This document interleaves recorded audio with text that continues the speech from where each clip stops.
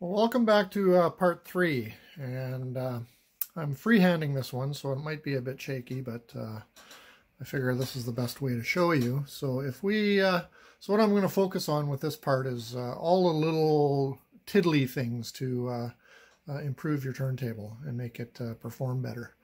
So we're going to focus on the top side of the turntable and do some house cleaning basically. So the first thing we're going to start with is just having a look at your motor. And as I mentioned, the TD-160 series have the clutch assembly. The TD-165s do not, because it's a lighter weight sort of flywheel effect, because it has the resin inner platter and metal outer platter, so it's lighter and less torque required to get it up to speed. With the heavier TD-160s, with metal inner platter and the metal outer, it basically, without the clutch assembly in here, which is this brass metalish kind of looking thing that's attached to the motor axle, allows the pulley system to come up to speed slowly without vibrating because of the excess weight of the platter assembly. So as you can see by this assembly, you can see a lot of black grease and all that stuff, and of course I'm handling this now with my fingers, so you can get oil on your from your fingers onto it. So what it tells me is, we've had this as I mentioned, this old in part 1, this old belt that was attached to it, and one way of reviving these belts to some degree, there's a point where they stretch and become so dried and brittle and just crappy that you throw them out and replace them if you want to keep the performance of your turntable.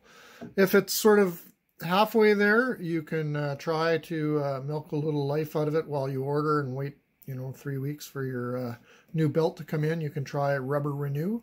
I use this for pinch rollers on tape decks. Anything where you've got rubber products, it's a really good treatment to rejuvenate the rubber on things like belts, also internal belts on tape decks and such. So that's one way of sort of breathing some new life into an old dried out rubber belt, and make it more elastic and give it its plasticity characteristics back. So the only problem with this stuff, of course, is it's very, very, very, I won't say toxic. I mean, it is poisonous, but it's not very good for the environment. So you want to use, when you're using that, put a mask on and use gloves, basically surgical gloves, to protect your skin and your hands and your circulatory system. There's information on the back with regards to the hazards associated with that, but as long as you follow those, then you should be fine. So what we see here is, because this belt is so old, that some of the bits of the belt have actually come off on the flywheel, or on the pulley of the motor here. So what we're going to do, I've got it plugged in actually over there. And if you notice, now that I've sort of, did the RCA jacks and all that stuff, and when I'm going to be moving the turntable around a lot, what I'm doing is zip tying these cables together, just so they're not laying all over the place and becoming a hazard to tripping, and with, of course, soldering guns and all that kind of stuff. You don't want to be melting them or whatever. But you can see the new RCA terminals, red for right, black for left, nice and shiny gold connections that I did in the previous part. So what we've done is plugged it in. So now what we can do is use some, I've got the spray stuff, but it's 99% pure, 99.9% pure isopropyl alcohol in a little spray can.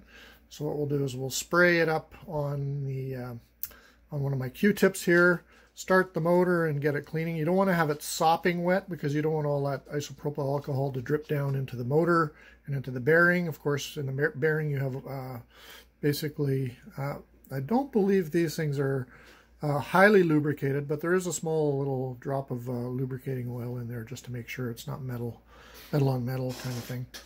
But you don't want to be actually having isopropyl alcohol dripping into your shaft or anything like that, because it could be displace any kind of lubricant that's on the shaft that's there. So yeah, so just you want to dampen it basically, and then basically spin the motor using your, here we'll spin it. So now you can see running quiet, running very good. Might look like on the camera it's wobbling, but it is not. It's actually just the way the thing looks on that angle. It's actually a very, very quiet motor. I'm very impressed. So I'm happy. We'll just give it a little spritz with isopropyl alcohol. We'll dose it off. This evaporates quite good. So now it's not, there we go. And then we're going to run the motor. And just slowly, not putting too much torque. You don't want to bend the shaft or anything, and you don't want to, now we're going to clean the motor. You can see already we've picked up quite a bit of goop and dirt and slime and everything, even though it didn't look all that bad. But yes, these do get oily, especially in a house where you have smokers, where nicotine builds up on all the surfaces.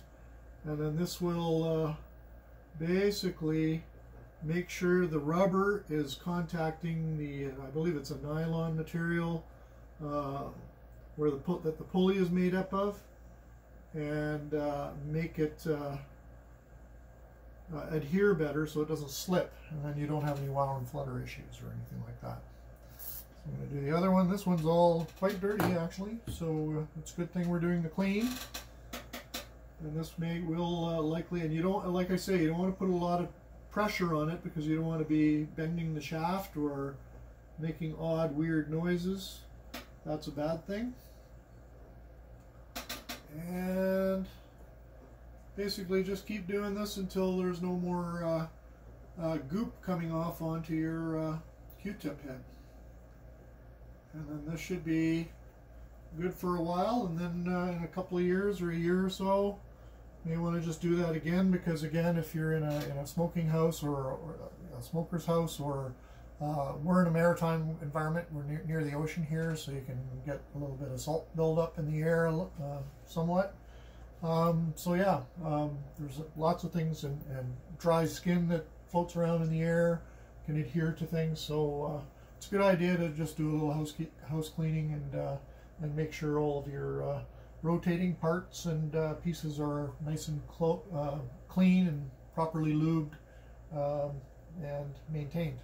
So that's the motor part. The belt part we'll get to a little bit when we start reassembling at the very, very end, and we use the inner platter. We're going to do a similar thing. Actually, we can do that now. What I'm going to do is do the same thing. I'm going to clean this. I won't film it. It's very similar to that. We're going to shut the motor off there so we're not spinning it needlessly. And then I'll go through it with a, probably instead of just a Q-tip, I'll use a paper towel, douse it a little bit in isopropyl alcohol. You can see there is some stuff that's built up on it, some dust and oxidization a little bit. As I mentioned, this kind of metal, this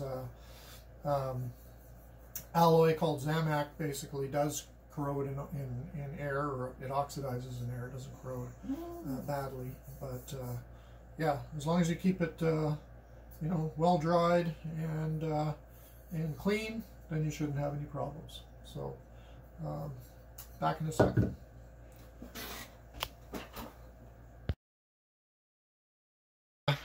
Saw that I left this part out, so I'm going to inject this into the video, and it'll be hopefully quasi-seamless. But we were talking about cleaning this, and I cleaned that, so that's where I'm going to insert this, is right after that. You can notice that these are the motor mounts here, and they're all Loctited in with this red paint here. It's basically to allow you not to adjust the vertical setting and calibration of this motor mount here. You want that perfectly up and down vertical, and until you change those adjustment points, it'll stay in its position.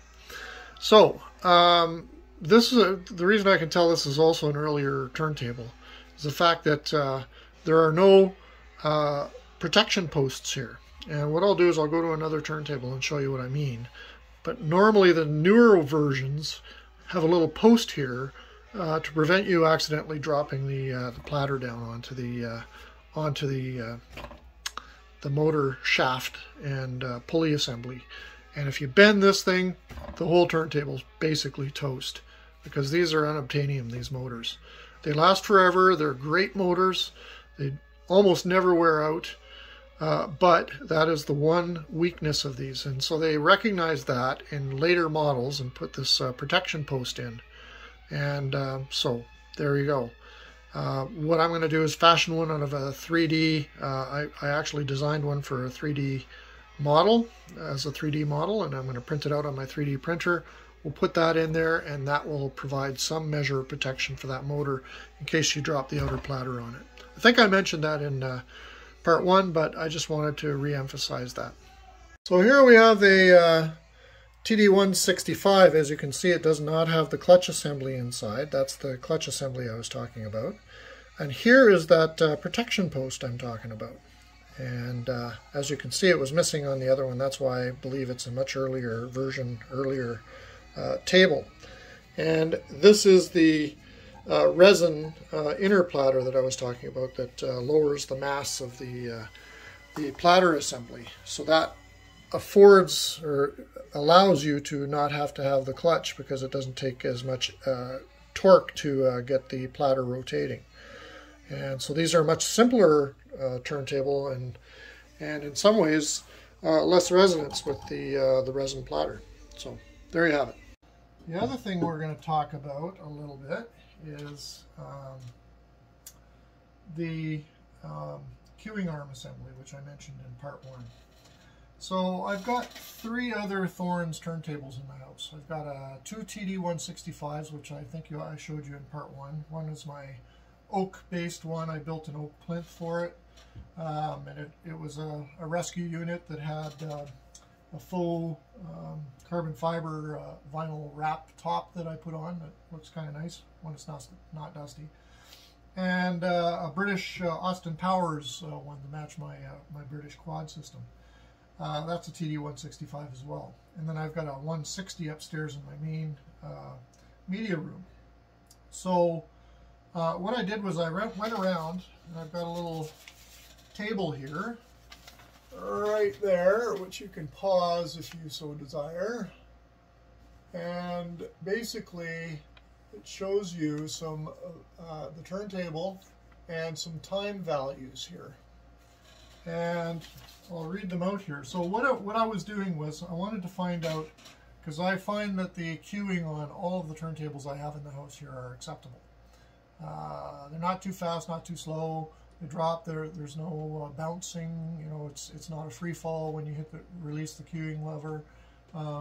It slowly goes down to the turntable, and you get no skipping or anything like that. So I'm happy with those 3 turntables.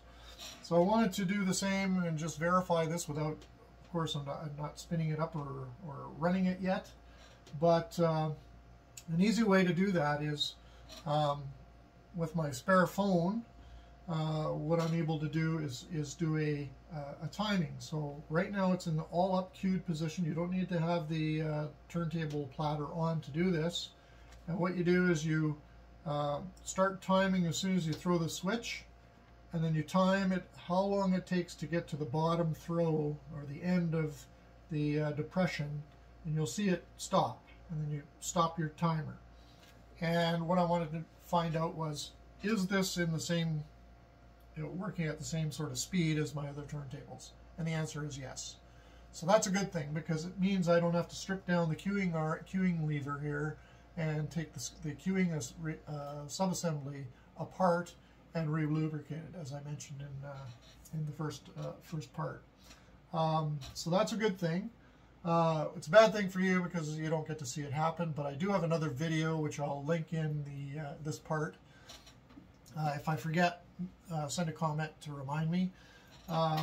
And basically all you have to do is, on the side of here there's a hex key that you can back this off and then lift this this armrest assembly off, and then you just have a post, and then you have to go into the underneath of the turntable. There's 4 bolts or 4 screws that hold the that subassembly up to the top here, and then you have to disassemble it and then use 300 to 500K silicone grease to basically prevent it from free falling down onto your record and damaging your needle and your record.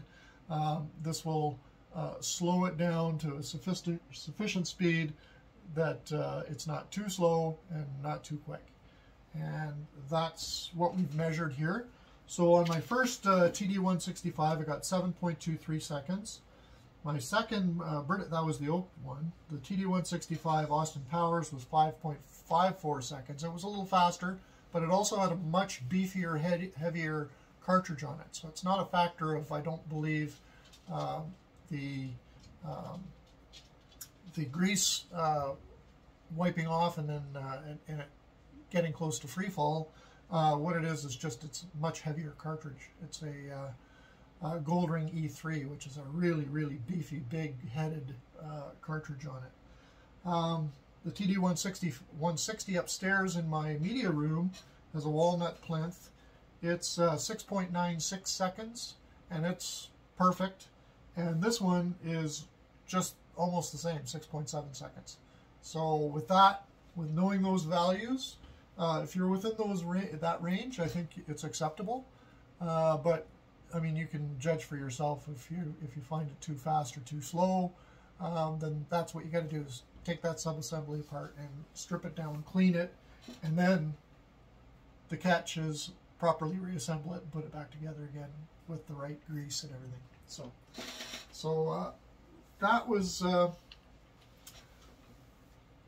I get a lot of questions from people that say they're having issues with their queuing mechanism, and with that, like I say, I have a video that I can show you. It's on a TD-165, but the queuing mechanisms are identical and they work the same, and the mechanism is the same. So you can watch that and know how to disassemble it and put it back together, hopefully. Okay, so now that we've evaluated my queuing mechanism and we know that it's within tolerance and it's acceptable to me, I'm not going to touch it.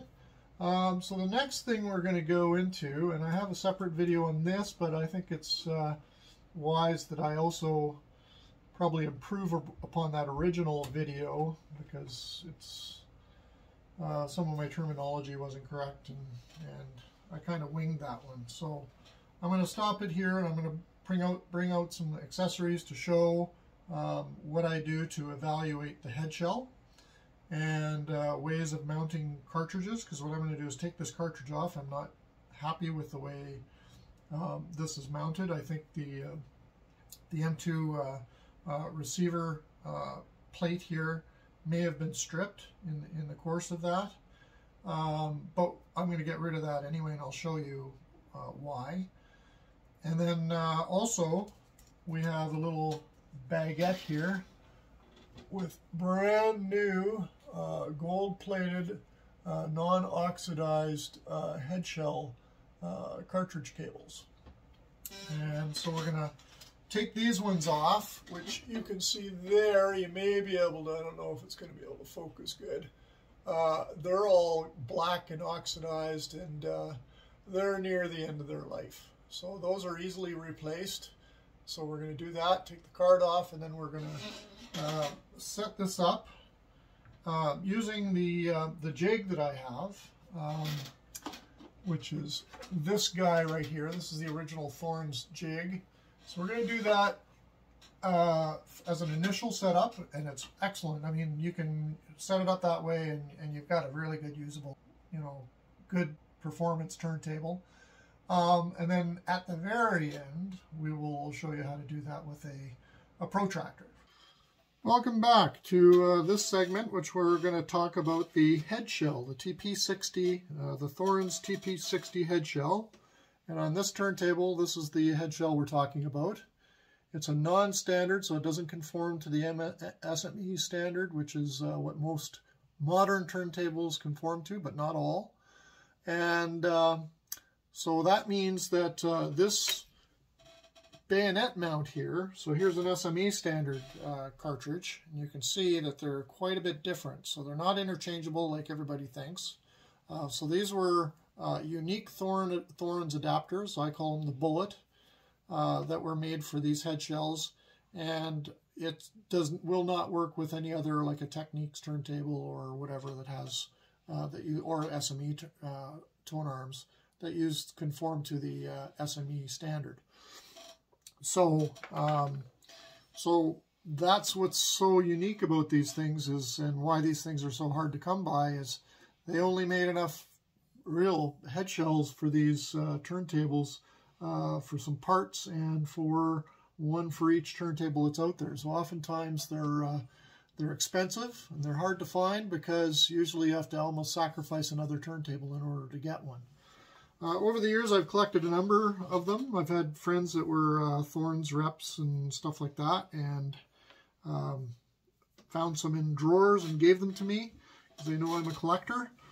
But I also keep them for hot swapping cartridges on my various turntables. I've got 4 in the house right now, but usually 3. I had 4 before, but you know, I'm always selling to friends and stuff like that. So there you go. So this cartridge, as you can see, it's starting to show some signs of corrosion and age. You can see inside there's some oxidation that's happening with the, these are actually made out of metal. And it's a soft kind of metal. And you can see where some of these points are starting to oxidize. Now that can be easily overcome. We can sand it off a bit, make sure it's not rough or anything, and then we can repaint a little bit and make them look nice again. I tend not to do that too much because you're fiddling with weight, but you know, weight isn't that critical, as we'll soon see with one of my models that I've created. Okay, so in this particular configuration, when you bought these, they were actually bottom mount head shells, in that it had a assembly inside. And I've got one torn apart here that you can see where you have a plastic. So if you were to take this top, let's get one with a cover on it, that one. If you take the top cover off, and you can pry these things off, you don't want to bend them by taking that off. It's usually just double-sided glue or double-sided tape, or a little bit of wheat glue. But you can take these off. As long as you don't bend them, they're okay. You can also buy replacements, so even if you do bend it, it's not the end of the world. As you can see, I've got a brand new one here from the, I think it was Czechoslovakia or something like that. And here's more of them. And I even have a black one somewhere. I don't know where that one went to, but yeah, there's another one. So yeah, so you can get them on eBay. Usually lists them as a replaceable item. So what you can do is pry that off, and all, like I say, it's just sticky taped on, and then you'll see a little plastic guard on top that you almost have to, well, you actually have to break it to come off. You can see how this one's sort of broken off. And then underneath that is a metal receiver that slides along, so it allows you to adjust your tip to pivot point distance adjustment, and using your jig to adjust where the tip of your stylus is going to be at the right distance to the pivot point. So this is adjustable, and what we do is we pop that out, and now you have a standard 1/2-inch mount head shell. So like this one here, and I don't know if I've got another one. This one is kind of top mounted. Oh, so this is what it looks like with the receiver in play, with the plate and its bottom screwed into it with the M2. So these are a unique M2. I think that's actually M2.5 millimeter screws or bolts that bolt into that little metal plate. Easily stripped if you put the wrong size in, which is the case with this particular head shell on this turntable that we're going to fix up. So if you take that assembly apart, remove that plate there, and remove that metal thing, then you can actually top mount these cartridges, like I have with this one here. Don't be fooled by the color and the design on this. I actually 3D printed this head shell. This is one of my designs where I designed a replacement head shell, which can be printed out in different colors. So we've got a blue one, we've got a black one, and these things work just fabulous. And with the addition of an Audio Salente bullet, which I call right here, you can see that.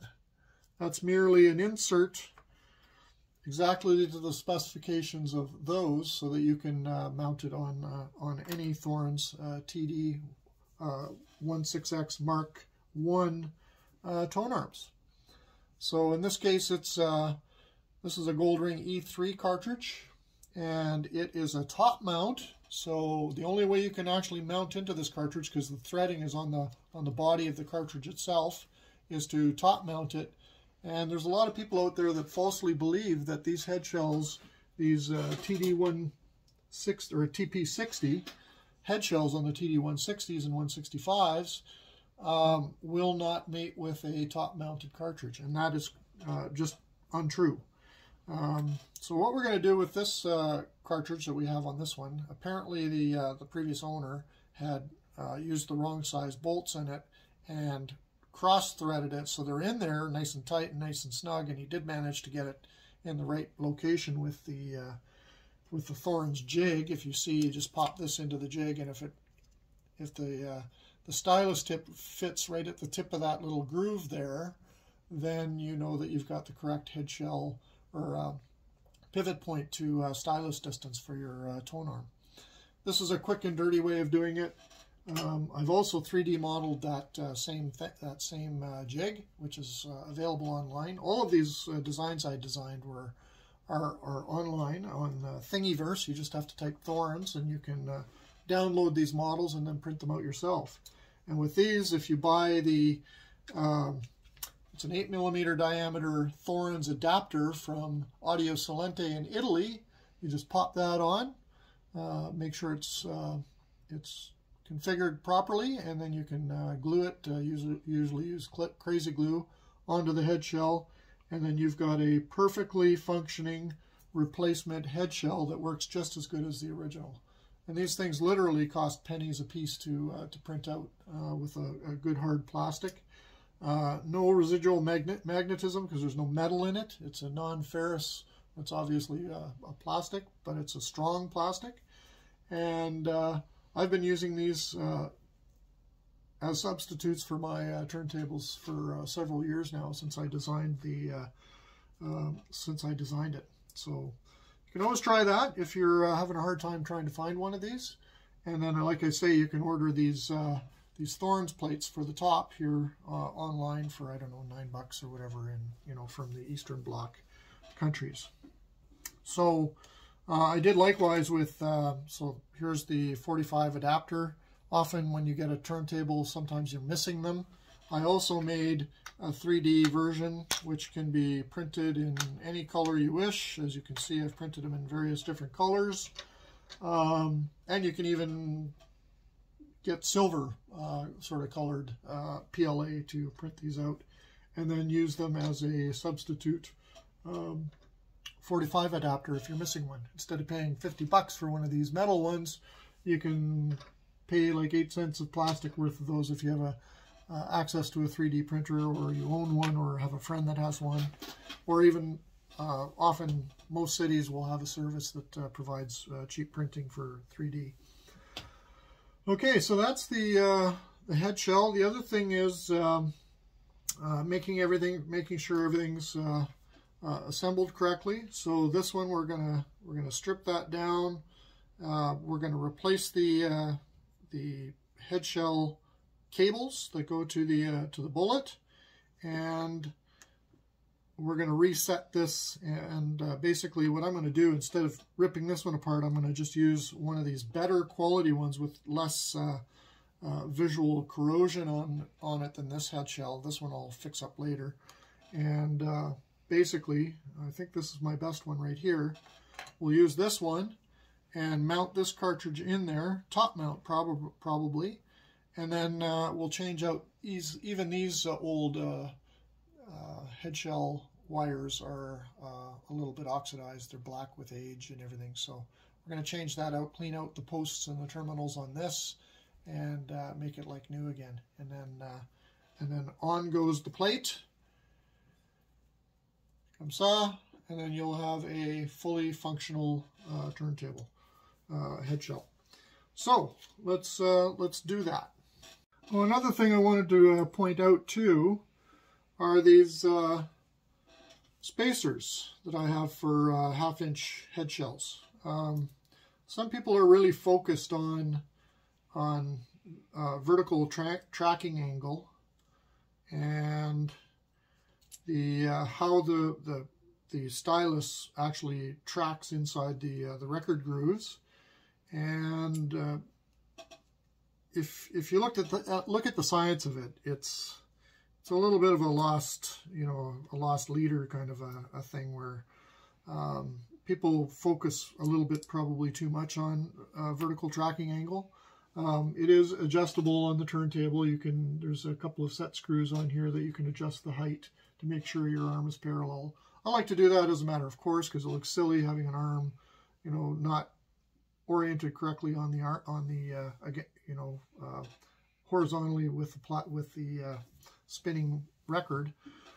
But there's some science behind it. The fact that that it's like a suspension system. It's always moving, and really it doesn't make that big of a significance. But however, instead of moving your arm up and down and you still want it horizontal, there's ways you can adjust your cartridge, because not all cartridges are the same height.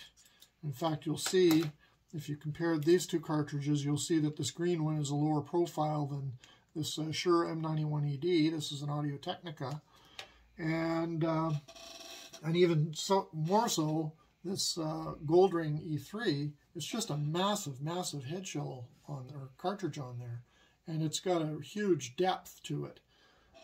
So if you want to, when you're swapping cartridges, not affect the angle of your tone arm, some people resort to, and if you're doing a lot of hot swapping, will resort to spacers so that they have, if you've got a thin profile cartridge versus a thick one, you can actually marry them all up so they're the same thickness. So when you put them on, you're not adjusting or impinging the vertical tracking angle of your system by putting different headshell or carts on. So those I also have 3D models of for printing. So if you need some spacers, I very rarely use them because I'm not a big believer in vertical tracking angles as being significant, but some people believe that. So just showing for those folks that yes, you can adjust your vertical tracking angle either through the headshell and how high your cartridge is sitting on the headshell, or also by adjusting the arm itself at the base, if it's adjustable. Not all turntables are adjustable. So that's that portion. So the next portion we're going to do is we're going to start disassembling this headshell, and then I'm going to, like I say, transfer it to the better quality headshell to put on this nice turntable. So some of the tools you're going to need: tweezers, really nice needle nose pliers, obviously small screwdrivers. I also have a micro screwdriver here with lots of bits, so if you have different size threading or different size Phillips or flatheads, you can adjust it. So normally, when I start playing with headshells, I like to pop off the stylus replacement and put it aside, because that is the most delicate part. You can be a little bit more forgiving with your, handle your cartridge a little more rougher than with having that on. So you set it aside where it's not going to get damaged or dinged, because that's the delicate part. And then what we're going to do is we're going to unscrew this. Yeah, it's I don't know how this was configured, but these are not the right size screws. So what he did was he used a wood screw. See that? Because he didn't have a small enough M2 bolt in order to go in. So he's probably cross-threaded that thing. It's probably toast. But you know what? I normally take those apart anyway because I do not like that plate assembly. And then you're limited to ordering metric-sized bolts from overseas that are not really available in North America.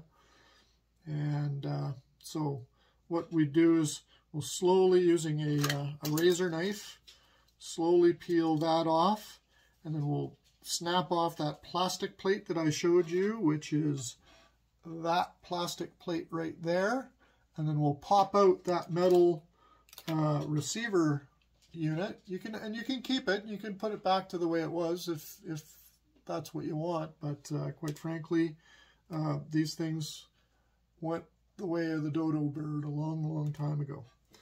So so we just need to make sure we have the correct orientation.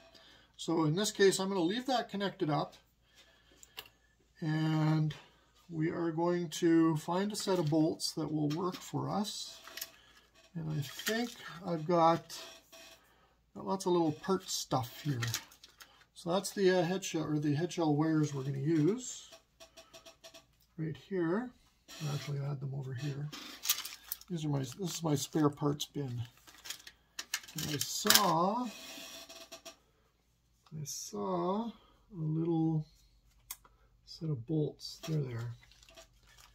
And that should do us right here. These are North American size ones. They will not fit in the TP-60 receiver. So we're going to show you how we can make that work. So I'm going to take these wires out. As you can see, they're color-coded. And you can see that these wires are color-coded. So we're going to just replace one by one to one. And here you got a set of bolts. These are M2 bolts that are actually stuck in this one. I didn't want to lose them, so that's why I left them in there like that. Okay, so this is the one we're going to use. Nice. Yeah, it's in good shape. Okay, so let's get this sitting down, and we are going to pull them out one at a time and replace them one at a time. But before we do that, it's actually pretty clean. So it's green. You want to figure out your orientation. So it's green bottom right. If you've got it laying this way on the table, green is bottom right, bottom left, and looking at it. Bottom left is blue.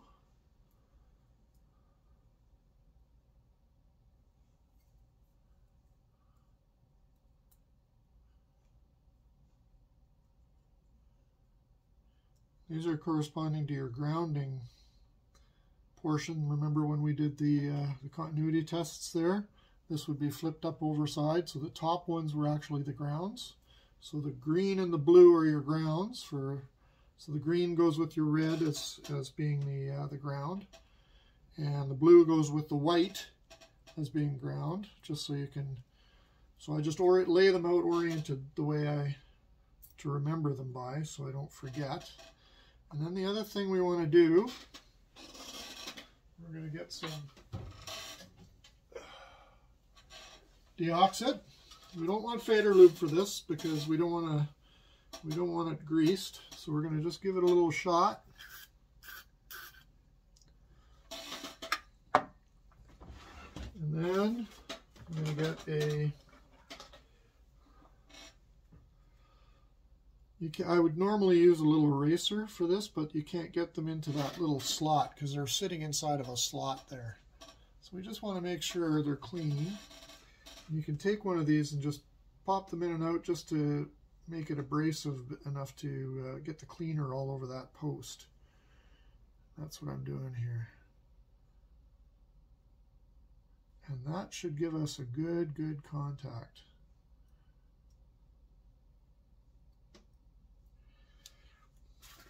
I also have this eraser here, which is a soft eraser. It's not a pen eraser or a gritty one. And that we're going to clean off the contacts as best we can. We might have to break this eraser to get into the spots between.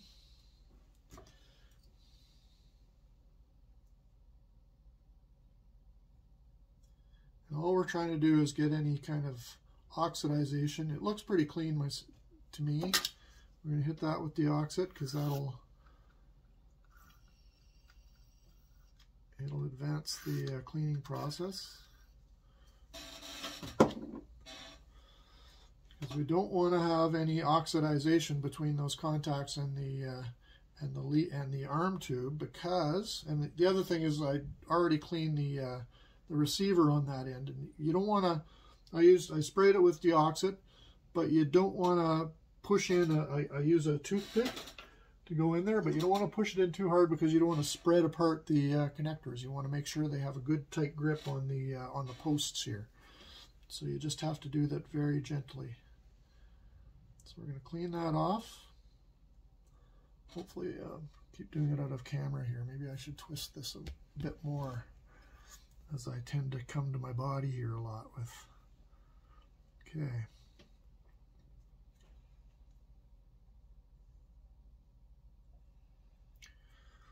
And then we'll clean it off with a little paper towel here. Get it in there so we don't have any residual eraser stuff in there. And there, they're nice and shiny now. Same with these ones. And then we'll do a continuity check once we get it all assembled. Okay, so where was our green one? There it is. Okay, so the way we had it configured, so that's nice and clean. So we're going to take the green one, and I like to use a little needle nose pliers and pop it in. There you go, that's nice and snug. Next is the blue. Next is the blue that goes in. I'm on the wrong side here, I think.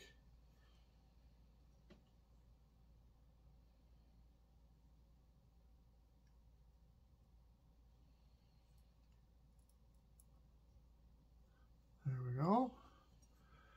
And then my red is going to be top right.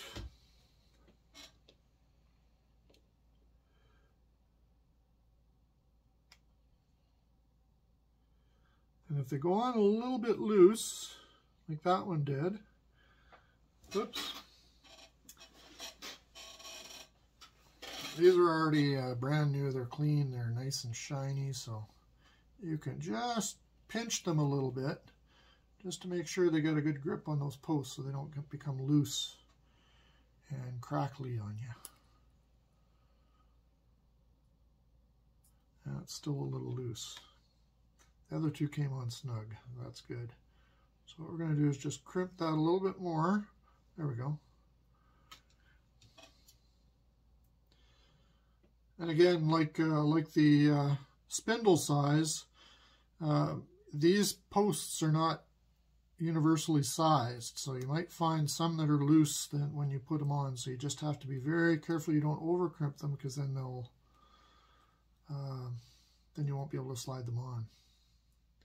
And if you do over crimp them, like I think I just did, you can put in a toothpick just to squeeze them out a little bit more and get that back onto it. Once you get more wires in there, it gets a little, there we go. There we go. Nice and snug. And then the last one is the white one. We're going to crimp that one just a little bit. There. Not too much. Just so we can get it on, and that's on. So there you have it. So the wires are there. They're not, oh, that one is the loose one. So the bottom two, I think I'm going to have to crimp. It came out pretty easily.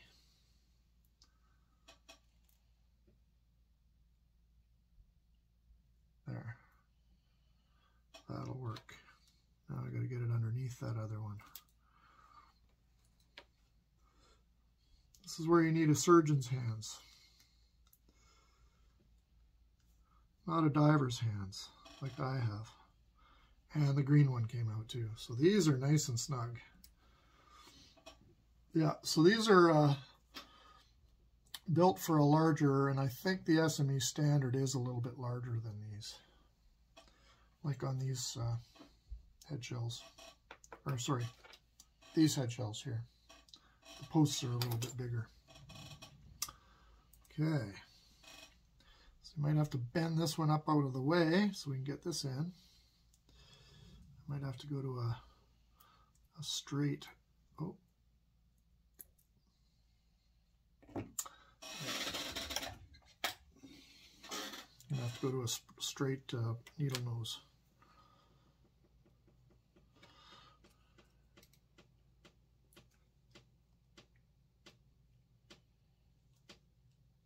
There we go. Now they're all snug. And just give a little tug on them just to make sure they're not going to fall out like the first two were. Okay, so, and then you're going to have to sort of, as a bundle, bend these back to allow space for the cartridge, because the cartridge is going to go in there. And that one is here, blue and green. Best to do a diagram.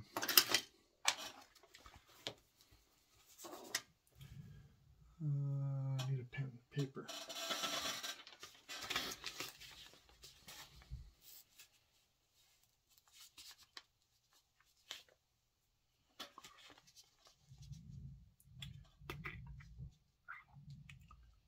Green, blue.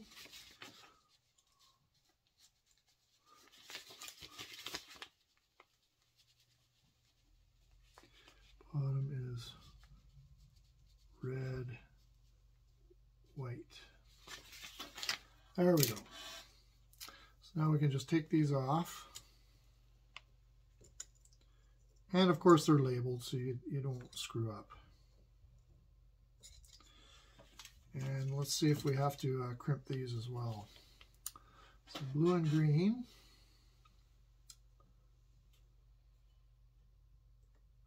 Let's do the bottom first. So white. Oh yeah, they're good size.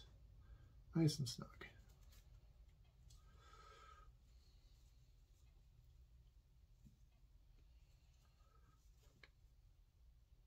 There. And then green is top right.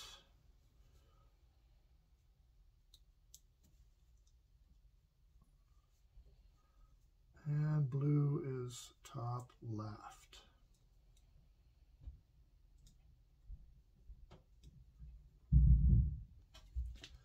And again, do our little tug test to make sure these things aren't going to come off. And we can actually use our needle nose to cinch them down a little further on the posts just to make sure they're not going to be sliding off. Yeah, that one moved a bit. There we go. All right, so now we've got it arranged correctly as the last one. And then also you notice we have the little pocket there, and that those holes that are a ½ inch separated line up perfectly with the inside pocket of the TP-60 head shell. So now what we can do is we can drop our bolts from the top instead of underneath, and I just screw it into a threaded plate. Now we can actually use the bolts that a lot of bolts or a lot of cartridges when they're sold, they'll actually come with a bolt set that are made to size for that particular cartridge. So I've got a set right here that we'll use, and they look like they're going to be the right size. In fact, I think those ones were the ones for this head shell originally. And I wish I had smaller hands sometimes, because this is the delicate part. So all we're going to do is get the bolts on at this stage. There we go. I'm going to do it over here, over the mat, in case it...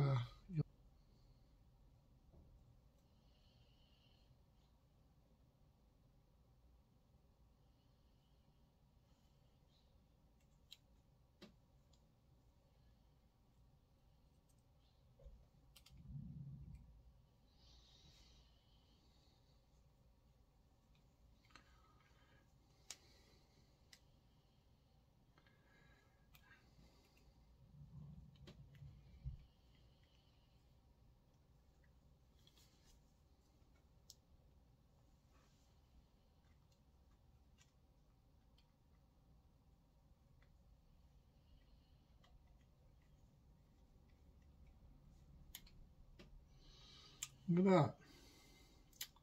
Miracle of miracles.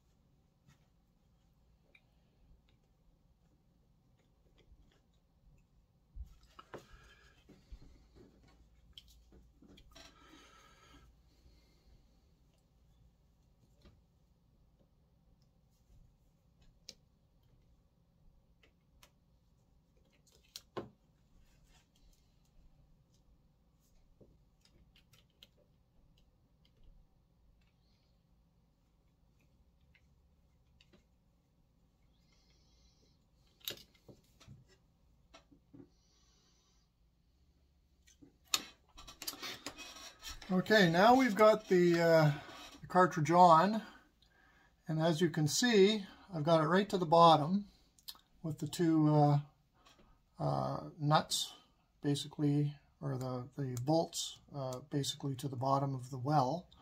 And as you can see, you can adjust this, and you want to leave it loose until you get to the point where it's in the correct spot. So you can't determine the correct spot until you actually have the stylus on. But this is the hard part. You want to make sure your bolts are in, and then it's just a matter of tightening, because once you get it to that magic spot, you're going to just slowly tighten them, so that if you tighten them too quickly, then what can happen is the cartridge can twist. And what you want to do is make sure, and that's the what all those protractors and everything are for, is to make sure that this cartridge sits square. And as you know, there's an off-angle side of this cartridge and a flat side.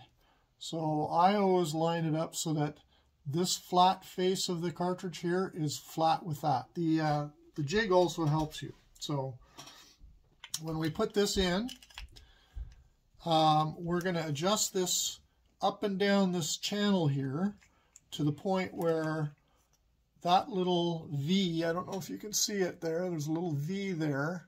The stylus tip should be at the right end of that V. And if you look at the manual, they also say that the height should be up there. And that's kind of a, I don't know, it's an interpretation. I'm not sure if that's correct. Because, you know, if you were to go by that, you would need a huge spacer in order to get the cartridge up to just so that the tip is just below that V. It's probably easier to adjust your VTA to do that and just have a look and see if your arm is straight when it's tracking on the platter. Once again, I'm not a big proponent that VTA makes a huge difference, but there are those that do. We'll leave it at that.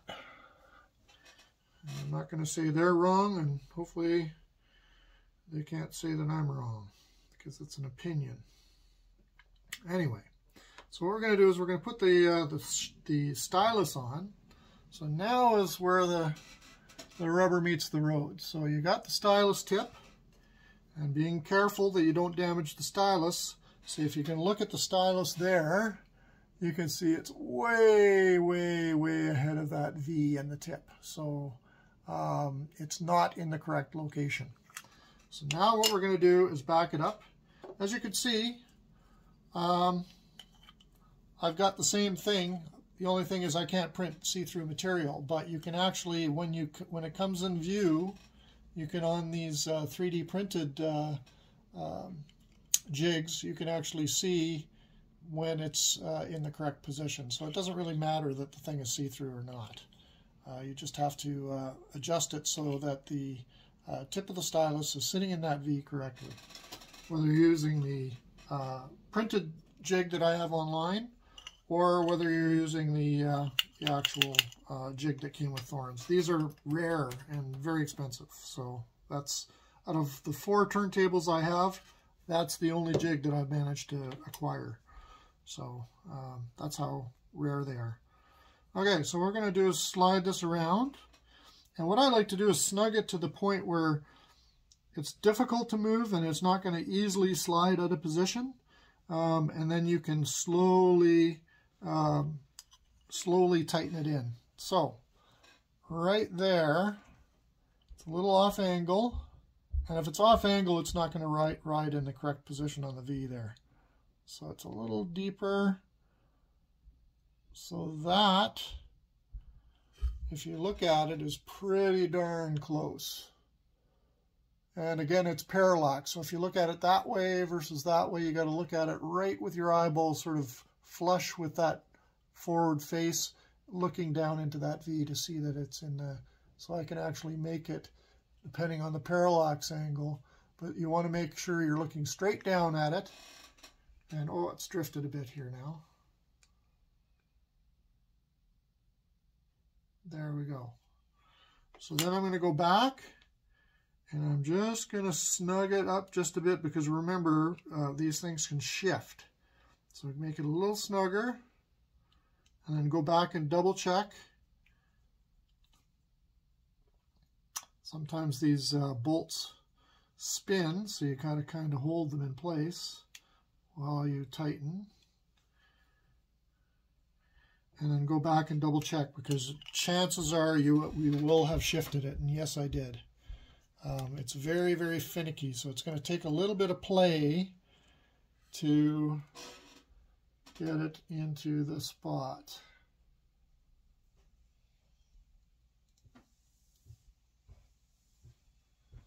And there we have it. Bang on there. Now I'm going to use my little grippers here so I can screw this in without damaging the cantilever or the stylus. Do you always talk to yourself? I'm filming, Mother. Oh, sorry.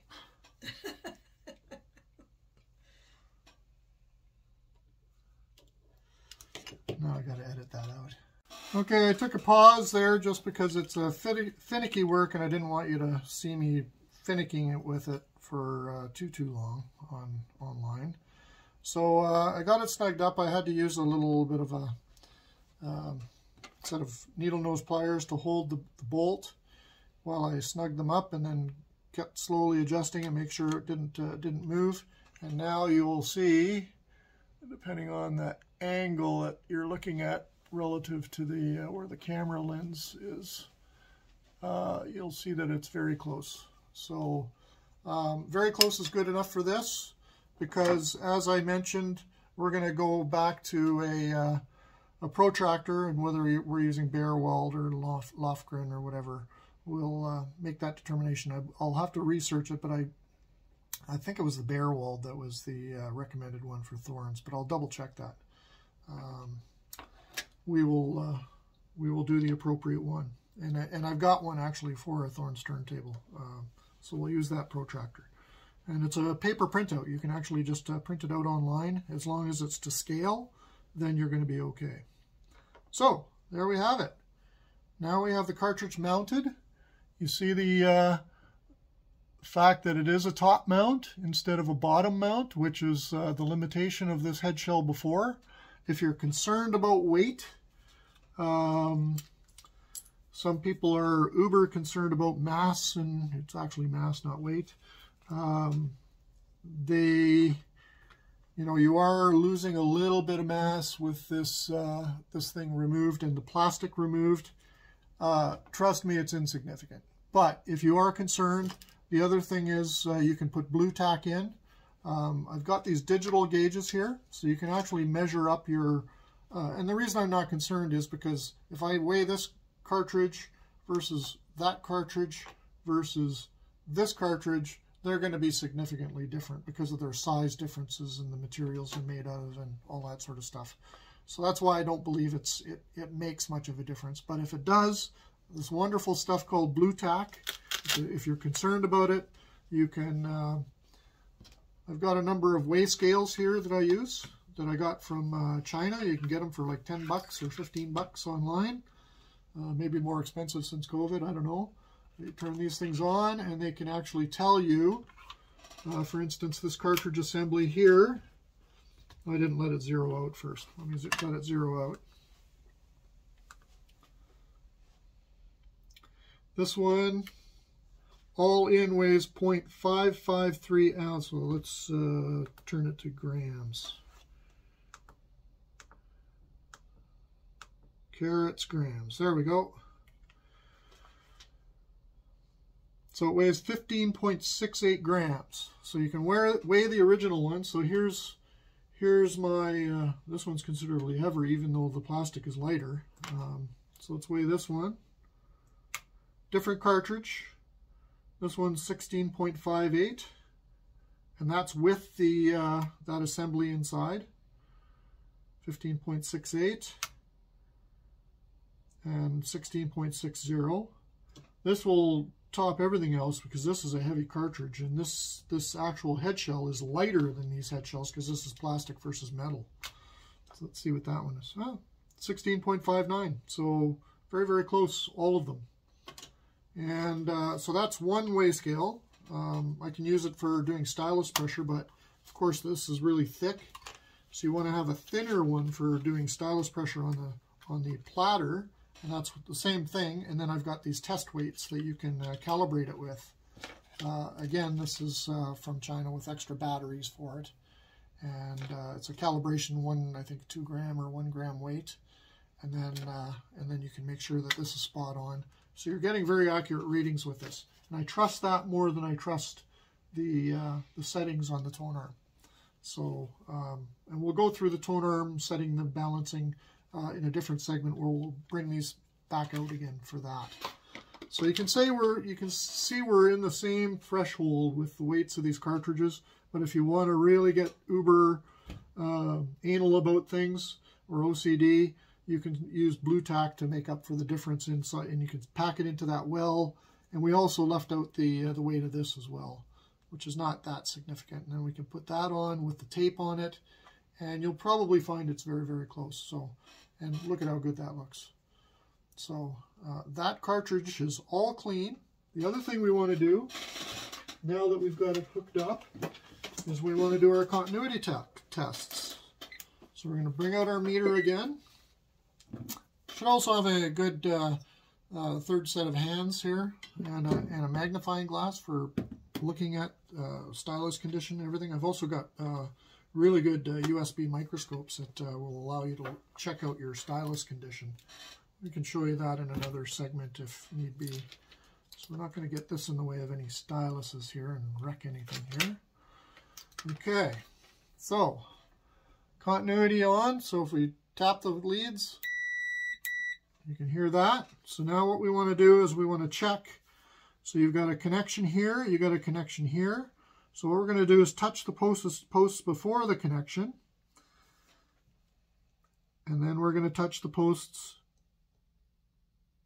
Oh, it's backwards again from what's there. So let's do this on the bottom. I just need to access it.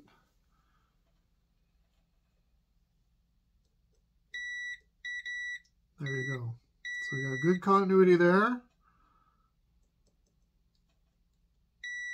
Got good continuity there.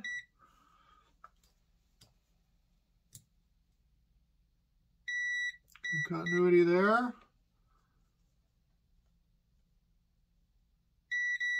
Good continuity there.